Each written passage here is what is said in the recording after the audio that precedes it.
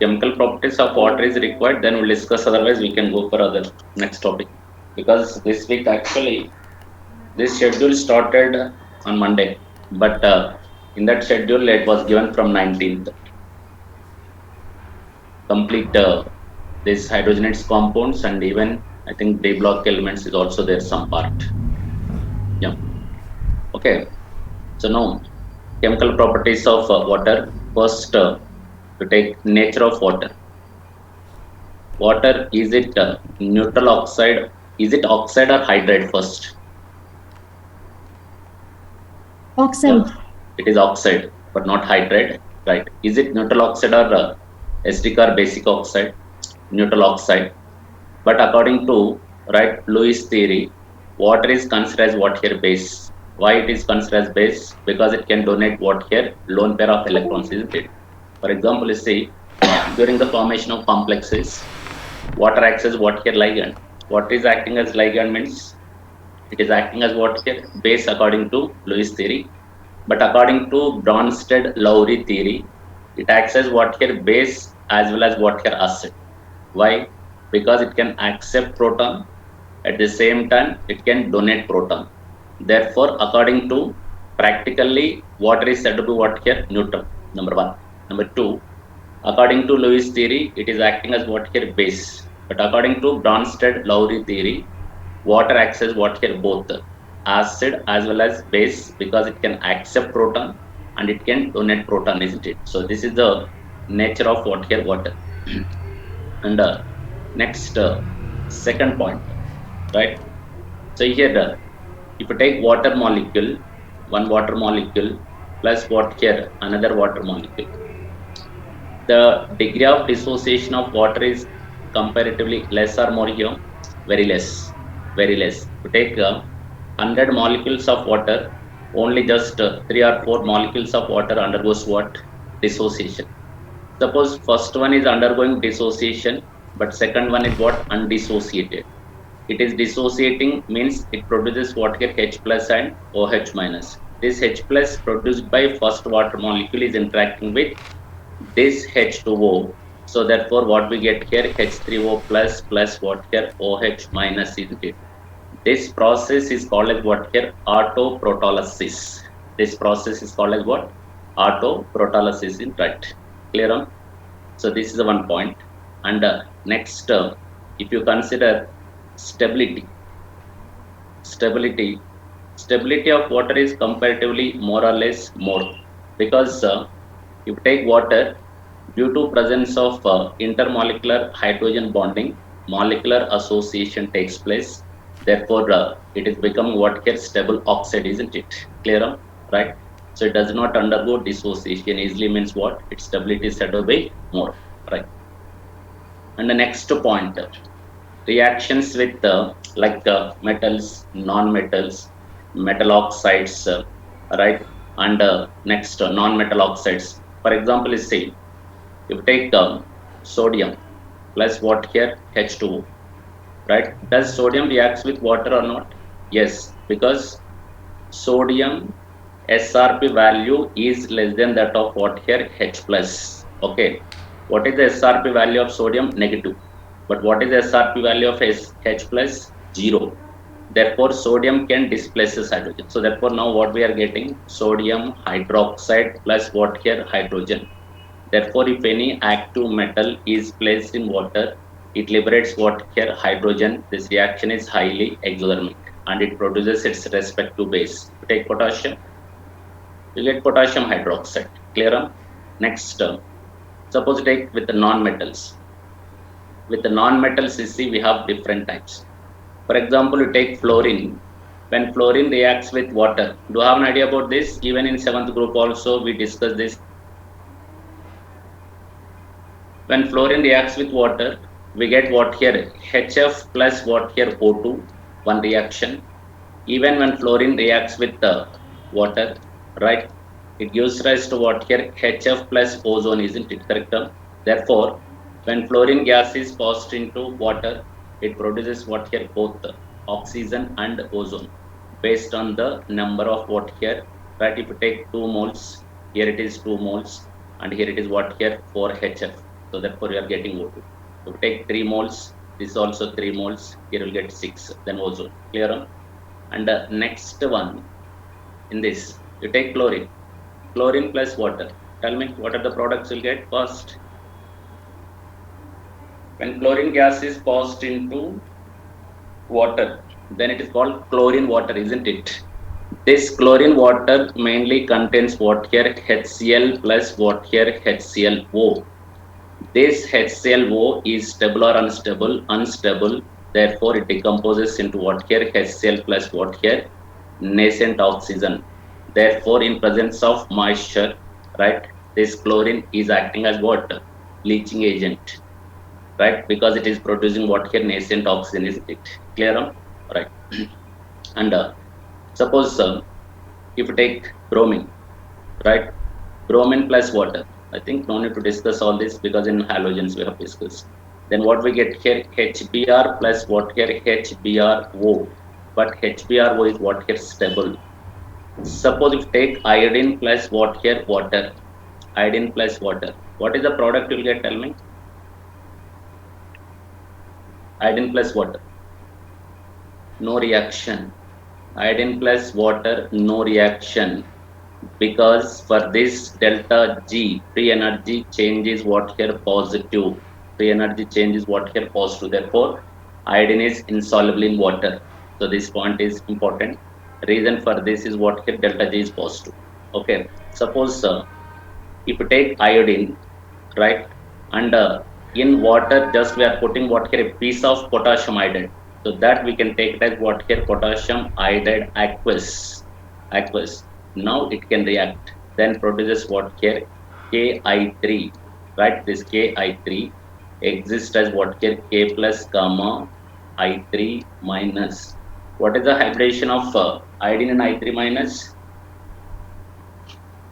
3D. sp3d. sp3d. What is the shape? Linear. Point you should know. Okay, this is also important. And next, come to the right action with metal oxides. For example, you see, we take sodium oxide.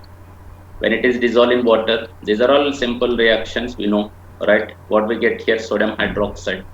We take calcium oxide, we'll get what here? Calcium hydroxide, etc. And next, non-metal oxides. When non-metal oxides are dissolved in water, they produces their respective oxy acids. Okay. For example, you see CO2 plus water. Tell me what is the product we'll get? Yeah, H2, CO3, carbonic acid. Therefore, carbon dioxide is called as what? Anhydride of carbonic acid. Okay. Suppose if you take SO2 plus water, what we get? Tell me. H2, SO3, right? Therefore, SO2 is called as sulfurous anhydride. You take SO3 plus water, then what we get here? H2SO4. Therefore, SO3 is called as what here? Sulfuric anhydride. Suppose you take Cl2O7 plus water, then what we get here? HClO4. What is this HClO4 is called? Perchloric acid. Therefore, Cl2O7 is called as what? Anhydride of perchloric acid. This is the strongest acid you know. If you take P2O5 plus H2O, then what we get here? H3PO4. So these are all right reactions of non-metallic oxides with water. Okay. And next property, right? Eighth one, right? Hydrolysis. Next, hydrolysis. Hydrolysis is nothing but what here? Dissolution of any salt in water is called as what here? Hydrolysis. If any salt is placed in water, that salt dissociates and interact with what here? Water. Right? In this, many reactions are there. For example, see, you take AlCl3, aluminum chloride. When aluminum chloride is dissolved in water, what is the product you will get? Tell me. Aluminum chloride is a salt of aluminum hydroxide and HCl. Therefore, when it is dissolved in water, it produces respective base and acid from which it is obtained. Okay. Suppose you take silicon tetrachloride. When silicon tetrachloride is dissolved in water, and when it is heated to high temperature above 1000 degrees centigrade, ultimately what is the compound will get? Tell me. Huh? SiO2, SiO2 plus what here? HCl. Does this SiO2 reacts with HF or not? No. Reacted. SiO2, does it reacts with HF or not? Hmm? No. Yeah, Shivani? Yes or no? Yes or no? First, what is SiO2? Yes, sir. Silica, right? Silica only reacts with what here? HF. It does not react with any acid. Okay, if you take excess of this HF, you'll get what here? H2, right? SiF6. You'll get final product, isn't it? Plus water. In this complex, what is the primary valency of silicon? First, what is the primary valency of silicon? What is the oxidation state of silicon?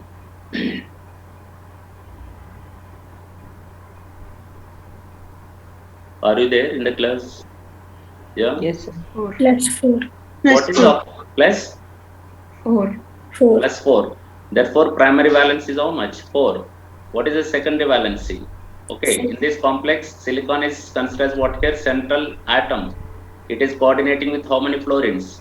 6. This is nothing but coordination number, isn't it? Therefore, what is the secondary valency? 6. Yes. Was given somewhere in recent exam. Okay, clear? When silica is treated with the excess of HF, ultimately you are getting what here? A complex. That is what here? H2SiF6. What is its name? Can you? Yeah, IUPAC name. IUPAC name. Yeah, hydrogen hexafluorido silicate 4. Hydrogen, or we can also say dihydrogen hexafluorido or fluoro silicate 4. This is the IUPAC name, isn't it? Right. So this is the reaction of what here? Silicon tetrachloride with water. And next, suppose if you take carbides, calcium carbide is there. When calcium carbide dissolves in water, what we get? Tell me first. Acetylene. Acetylene. Therefore, calcium carbide is called as what here? Right? Acetylide. Byproduct is what here? Calcium hydroxide. Okay. Suppose you take beryllium carbide. What we get? Beryllium carbide. Methane. Methane. Aluminum carbide. Methane. Methane. Therefore, carbides, different carbides. Calcium carbide gives acetylene. Beryllium carbide and aluminum carbide gives methane. Magnesium carbide gives what? Propyne. Propyne. Already this we have discussed in organic chemistry. And suppose if you take nitrites, Mg3N2.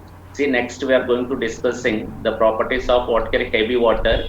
I'm not going to discussing again because heavy water chemical properties are similar to that of what here? Water. Only the difference is in place of H2O we take what here? D2O. Again we are not going to discussing everything. So magnesium nitrate.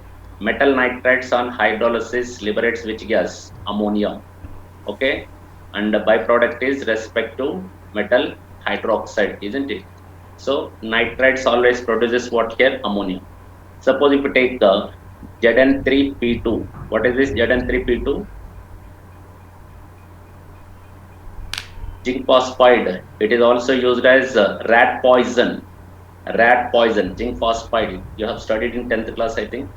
Zinc phosphide. If any metal phosphide is dissolved in water, it liberates what here? Phosphine gas. You take magnesium phosphide, right? Phosphine.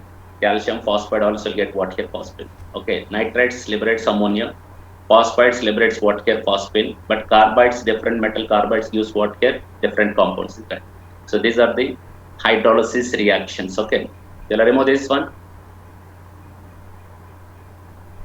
Yes. Yes, sir. Yeah. Yes, sir. Next, formation of hydrates. Formation of what here? Hydrates. See, some salts they combine with water and produces what here addition products. They're called as what here? Hydrates. They're called as what here? Hydrates. For example, is see. For example, to take copper sulfate. Anhydrous copper sulfate, right? Is it colored or colorless? Colorless. Colorless. Colorless. When it is added with water, then we get what here? CuSO4 dot 5H2O. This is not a hydrolysis reaction. This is what here? Hydrate. Formation of what here? Hydrate. Pentahydrate copper sulfate, isn't it? In this pentahydrate copper sulfate, how many types of bonds are present? This we can also write. That point is important. Cu, right? H2O taken 4 times, right? Here it is what? SO4 dot H2O, right? How many types of bonds are present in this? 4. What are they? Four, sir. Ionic bond, covalent bond, Covalent, dative bond, and covalent, even hydrogen bond. How many coordinated water molecules are there? 4. 4. Four, sir. How many coordinated water molecules Four. are there? 4. How many hydrogen bonded water molecules are there? 1. 1. Okay, we have different types, right? What are they? Coordinated water, interstitial water, next hydrogen bonded water. So this in this is see how many coordinated water molecules are there? 4, and interstitial, I mean hydrogen bonded 1, isn't it? This is one example. Suppose if you take barium chloride. When barium chloride is treated with water, then we get hydrated salt. What is the hydrated salt here? BaCl2 dot 2H2O. Here 2 molecules. See, the number of water molecules associating with a particular salt depends on what here? The nature of what? Metal. The nature of what here? Metal, isn't it? Clear? So now this BaCl2 dot 2H2O, dihydrated barium chloride, isn't it? This is an example for what here? Interstitial water. This is an example for what here? Interstitial water. Here only I am telling interstitial water. Interstitial water means you see these water molecules are present in crystal lattices of what here? Barium chloride. You know, I think what are the interstices? Interstices means you see small gaps left between the metal atoms or that molecules of compound in a crystal lattice. Therefore, these water molecules are present in interstices or cavities of barium chloride crystal lattice. Therefore, BaCl2 dot 2H2O is an example for what? Interstitial water. Interstitial water. So this is what here? Hydrate. And I think you know what is photosynthesis. Yeah. Yes. When carbon dioxide, right, put into the water in presence of sunlight, it produces what? Yeah, carbohydrates, isn't it? Water plus CO2 gives rise to water. Glucose plus oxygen, isn't it? Clear? Yes. So these are the right hydrates of what here? Water. Okay. And next point is right types of water molecules. So already we have discussed. So this is what here? Coordinated water molecule. This is what here? Hydrogen bonded water molecule. This is called as what here? Interstitial water molecule. Suppose if you take MgSO4, right, dot 7H2O, MgSO4 dot 7H2O. This we can write it as what here? MgH2O, right, taken 6 times. This is what here? SO4 dot what here? H2O. Clearer? In this, how many coordinated water molecules are there? 6. 6. And how many hydrogen bonded water molecules are there? 1. See, hydrogen bonded water molecules 1. means you see here it is. This is what here? Sulfate ion, isn't it? Actually, this is a sulfate ion structure outside. This is double bond O. This is what here? Double bond O. This is forming what here? Ionic bonds with what here? Metal this side. And here is see, this is a water molecule present outside. Okay. So in this you see, now it is forming what here? Hydrogen bond. This is what here? Hydrogen bond. These are the ionic bonds. This is also ionic bond. It is forming with what here metal ion. These are the hydrogen bonds. So therefore, outside water molecule is called as what here? Hydrogen bonded water molecule, isn't it? So these are the chemical properties of what? Water. In this, any doubt? Yeah. Tell me first. Shall I remove this one? Yes, sir. Yeah. And next T2O. So here in this some important points are there in comparison between normal water and heavy water. Pardon? Yeah, tell me.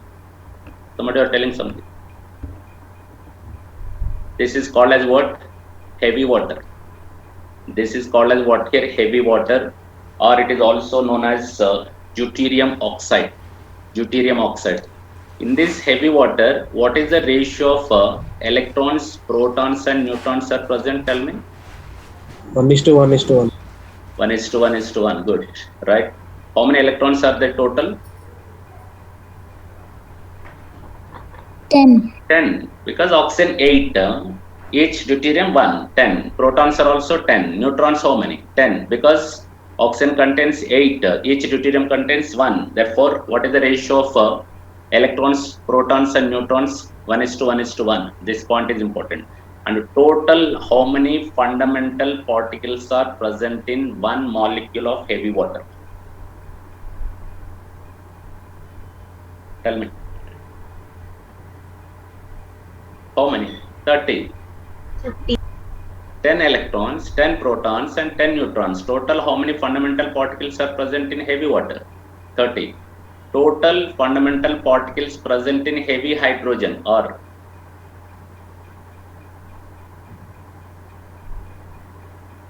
Yeah, what is the answer? Heavy hydrogen, D2.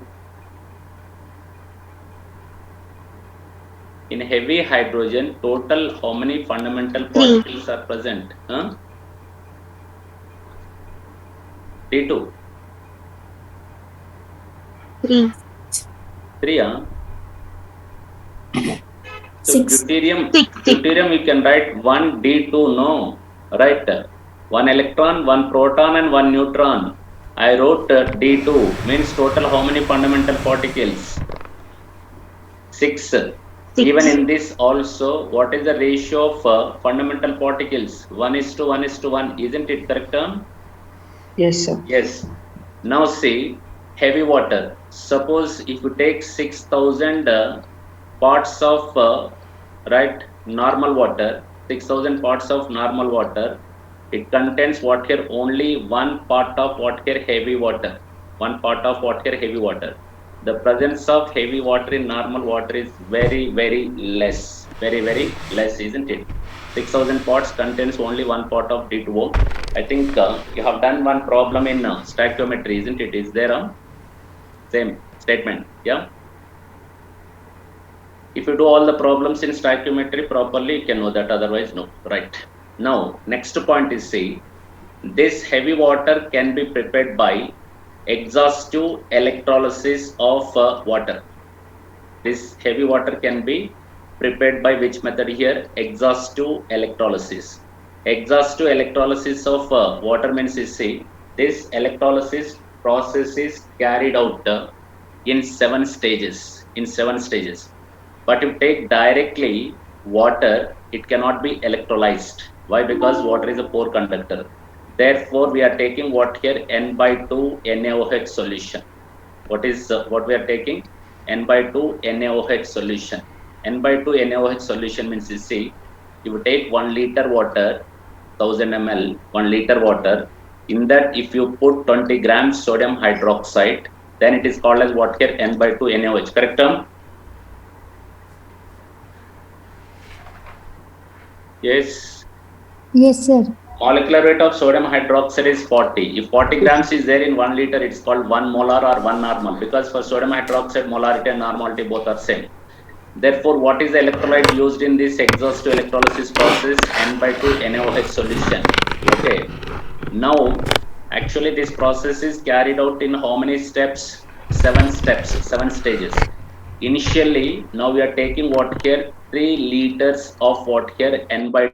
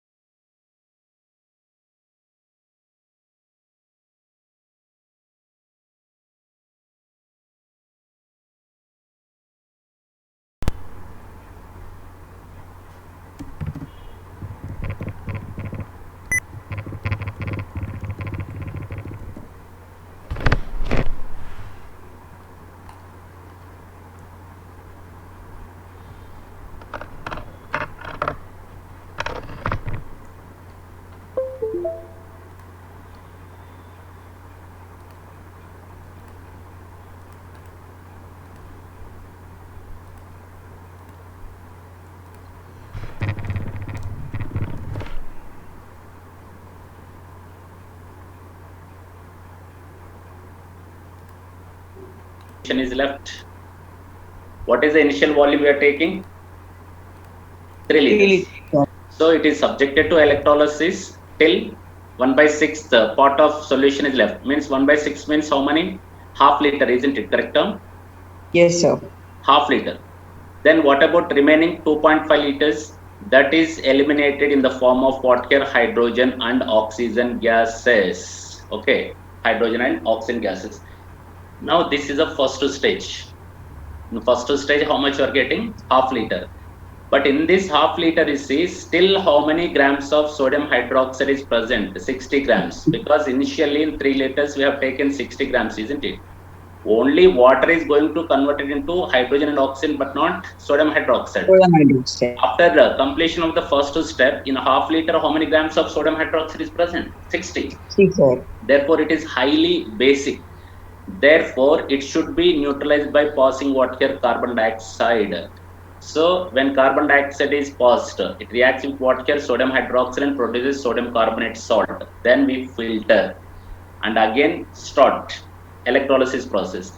So, if you do this electrolysis process more in 6 steps, finally you are getting what here? Just a few ml of what here? D2O, right? So this is called as what here? Exhaustive electrolysis process of what here? D2O. Okay, clear? And now let us see the difference between heavy water and normal water. Here heavy water and normal water, they differ in physical properties. Why? Because their molecular weights are different. Physical properties mainly depends on what? Molecular weight. What is the molecular weight of water? 18. But heavy water is how much? 20. Heavy water? 20. Okay, therefore they differ in what here? Physical properties. Number one, suppose you take molecular weight. Molecular weight, actually, right, we are taking what here? 18. This is what here? 20. This is not exactly 18 and 20. We get fractional values, but we are using 18 and 20 for the convenience, isn't it, right? And second point,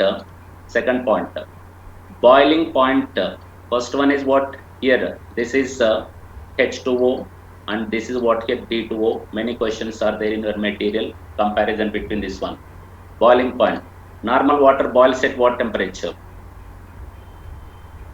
100 degrees. 100 degrees centigrade. But D2O boils at 101.4 degrees centigrade, isn't it? Is it more or less? Is it more or less? More. Next, freezing point. Normally, water starts to freeze at what temperature? 0 degrees centigrade. Nothing but 273 Kelvin. But heavy water starts to freeze at what here? 3.8 degrees centigrade. Means, is it more or less? Is it more or less?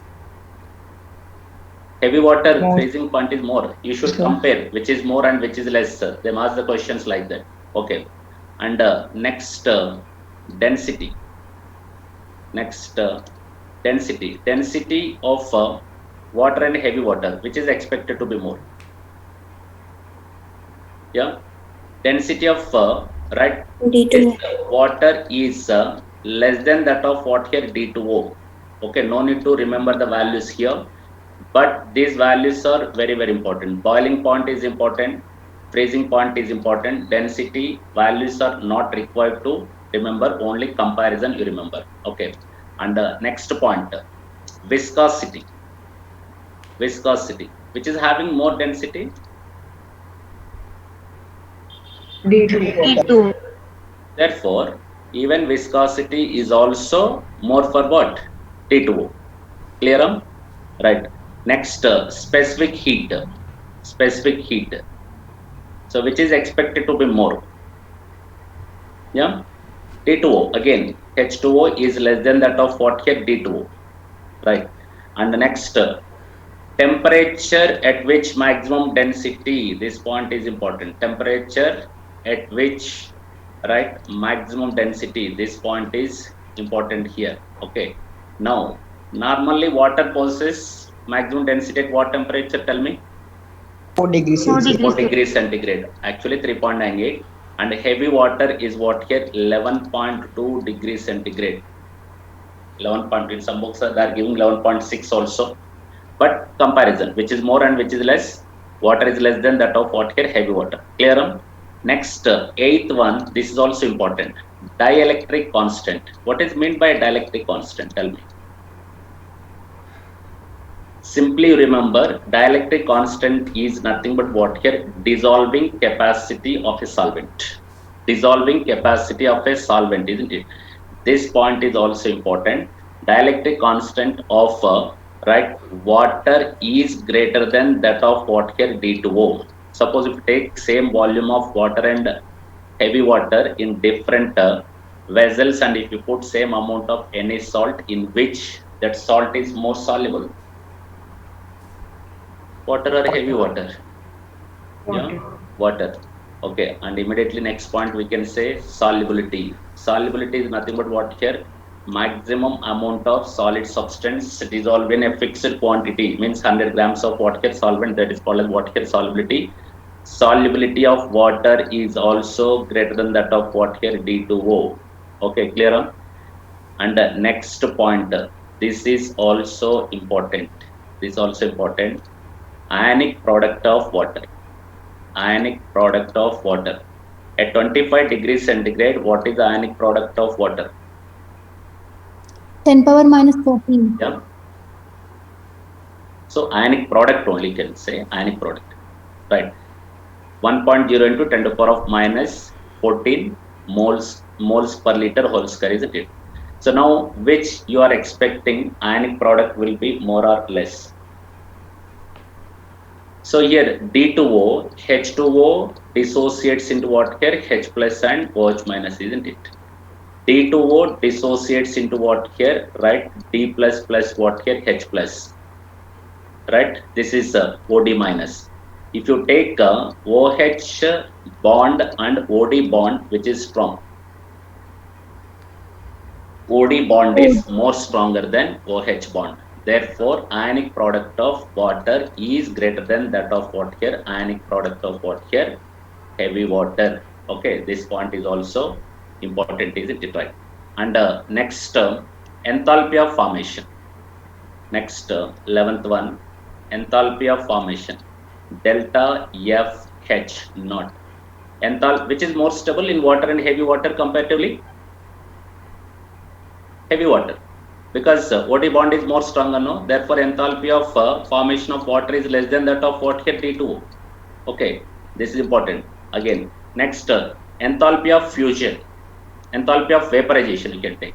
Enthalpy of vaporization, WV, delta VH, which is expected to have more enthalpy of vaporization. Again, heavy water. Why? Because OD bond is more stronger, isn't it? Right. So these are the right some comparison between what here? Heavy water and normal water. Clear this one? If you put any salt in heavy water, that process is called as what here? Deuterolysis. The process is called as what here? Deuterolysis. For example, you take calcium carbide when it is dissolved in water, heavy water, then what we get here? Tell me. C2D2, correct term? C2D2 plus what? CaOD taken 2 times, isn't it? What is this C2D2 is called? C2D2 is called what? Deuteroacetylene. What is that? Deuteroacetylene. If you take aluminum carbide plus what? D2O, right? Then we get what? CD4 plus what? AlOD taken 3 times, right? What is this CD4 is called? Deuteromethane. Suppose if you take phosphites, deuterophosphine, okay, deuterophosphine, and you take nitrites, what we get? Deuteroammonia, etc. Right? So these are the chemical properties of what here? Heavy water. Suppose if you take SO3 in water, what we get? Sulfuric acid. Okay. If you put SO3 in heavy water, what we get? D2SO4. What is that D2SO4? Deuterosulfuric acid. Deuterosulfuric acid, isn't it? Clear this one? Right? So these are the chemical properties of what here? Heavy water. And uses are also there. Once you read that uses of heavy water is also important. It is used for the preparation of heavy hydrogen. It is used as what? Right? Tell me. In mechanism, reaction mechanism, to know the right nature of mechanism, and it is also used in in order to decrease the fast moving neutrons in nuclear fusion. What is that? Moderator. Yes, heavy water is also used as moderator in nuclear reactions to slow down the fast moving of what here? Neutron. So once you read it, right? So this is about right chemical properties and comparison between what here? Heavy water and water. These are all important points. Questions are there in our material. Yeah. Shall I remove this one? Right. Next. Types of water. Types of water. Number 1, soft water, right? And number 2, hard water, right? Soft water and hard water. There are 2 types of water here, soft water and hard water. Can you give example for soft water and hard water? Municipal water is soft water and borewell water is hard water. I think you might have observed many times the difference between these two. Yeah. Yes, municipal water is an example for soft water and borewell water is example for hard water. Sometimes you see, if we do not get right municipal water for 1 week or 10 days, what we do, we collect some water from borewell and we heat it and then filtered and we take it, because we have to remove some soluble salts from that water. So therefore, presence of some soluble salts in water makes water hard. Okay, clear? So that is what here hard water, right? And next, this hardness of water is of 2 types. What is that 2 types here? Hardness of water. Temporary hardness, right? Temporary hardness. And second one is what here? Permanent hardness. Temporary hardness and permanent hardness. So these are the 2 types of hardness in water: temporary hardness and permanent hardness. Now tell me, which salts are responsible for temporary hardness? Salts of what here? Bicarbonates of magnesium and bicarbonates of what here? Calcium. Iron is also present but very less, therefore we are ignoring. So which salts are responsible for the temporary hardness? Tell me. Bicarbonates of what here? Magnesium and calcium.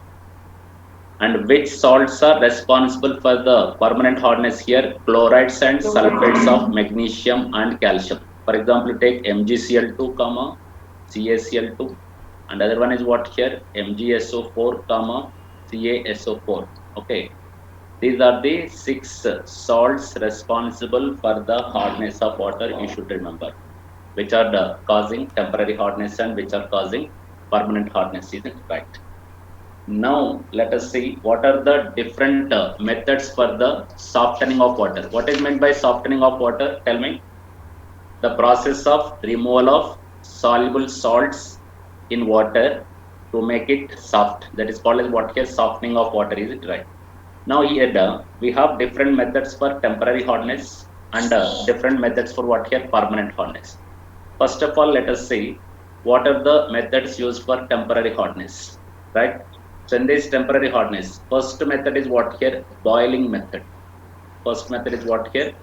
Boiling method, right? So in this you see, in boiling method, this is used to remove temporary hardness or permanent hardness. Temporary hardness. Suppose water containing here the magnesium bicarbonate and calcium bicarbonate, these salts are present in water in soluble state or insoluble state? Insoluble. Soluble state. If they are insoluble, simply we can filter and we can separate. They are present in water in soluble state, isn't it? Suppose calcium bicarbonate is present, right, in water. So when this water containing calcium bicarbonate is boiled, when it is boiled, then it is changing into what here? CaCO3, right? This is soluble or insoluble? Soluble or insoluble? Yeah, insoluble. Plus what here? H2O plus what here? CO2. Okay. So when water containing soluble calcium bicarbonate, when it is boiled, it produces what here? Insoluble carbonate. I think you know, in second group elements we have discussed carbonates of alkaline earth metals are less soluble and bicarbonates are what here? More soluble. It is exactly opposite in alkali metals. So therefore this soluble calcium bicarbonate on boiling, it is converted into what here? Calcium carbonate, precipitate. We can filter. Carbon dioxide is just eliminated in the form of gas. Only calcium carbonate is present, then we can filter and we can separate. So this is what here? Boiling of calcium bicarbonate. Suppose if we take water containing magnesium bicarbonate, when magnesium bicarbonate, water containing magnesium bicarbonate is boiled, normally it may produces what here? Magnesium carbonate, just like what here? Previous one, but mainly it produces what here? Magnesium hydroxide. Instead of what here? Right? Magnesium carbonate. The reason is solubility product Ksp of magnesium hydroxide. Is it less or more than that of carbonate? Tell me. More. Yeah. More. Sure. Yeah. Less. Less. It is less. Okay. Ksp of what here? Magnesium carbonate, isn't it? So here this point is important here. This point is important.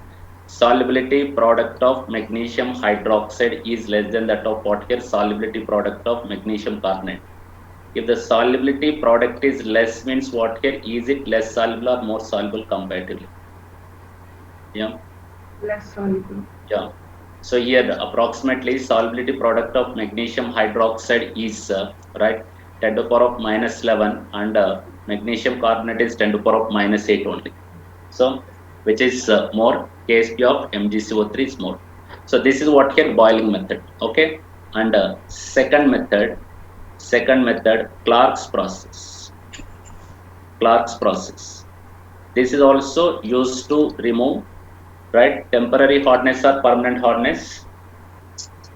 Temporary hardness. So in this we are adding what here? Lime water, calcium hydroxide. We are adding what here? Lime water. This point is important. Lime water. Okay. Is there any difference between milk of lime and lime water?